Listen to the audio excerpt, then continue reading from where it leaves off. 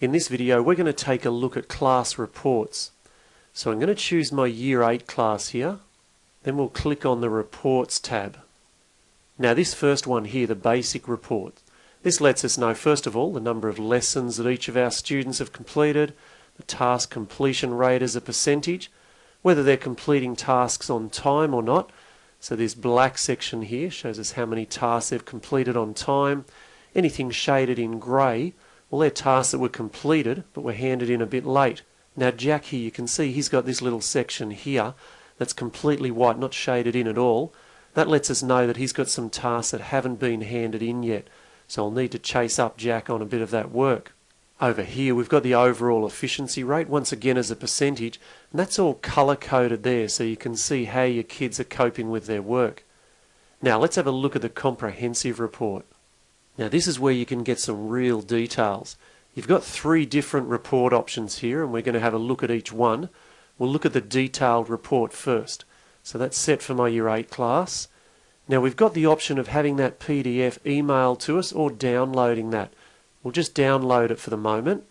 Now this gives us a detailed report for every single student in the class, and this lets us know everything that they've done on the Maths Online program. Now the summary report here, again we'll just download that. So this is a summary report, once again for each student, and this one shows us how much work they've done, but broken down on a topic by topic basis. Now another handy report is the task performance report here, so let's have a look at this. So this is a summary report for all of the tasks that you've set for this class. Now for a more detailed task performance report, we can check this box here to include the lesson and diagnostic test results. Just have a quick look at that one. So here we can see all of our tasks, but they've been broken up lesson by lesson. And there's really some quite comprehensive information here. I probably wouldn't want to be printing this one off in a hurry as they're pretty large files. Now let's have a look at the speed skills. This opens up a nice little profile here. We can see as we move down that the kids have been focusing on the level 1 questions. I've asked them to work on them.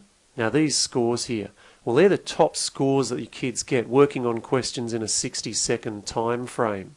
And every time they attempt a set of questions, if they improve on that score, that'll be automatically updated. The next thing we'll take a look at are the weekly revision sets.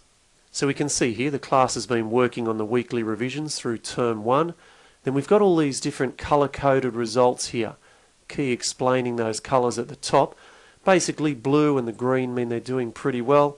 Once we're getting into the yellows, oranges and reds, that lets us know which questions as a class they might be struggling with a little bit. And a real bonus here, if we hold the cursor over a question, it actually shows us a snapshot of that particular question, which is a really good way of helping you see any weaknesses that your class might have and if there's any extra work you might need to do. Now over here we've got the overall percentage for the class for each of these. So it's a nice little tool here just to give you an overview as to how your class is going with the weekly revisions.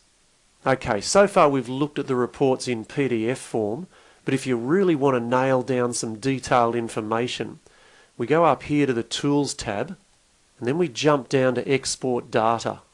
Now a few reports here, a summary, comprehensive and a diagnostic report. We'll have a look at the summary report first. I've already got that set to my Year 8 class. So we're going to download that as a CSV.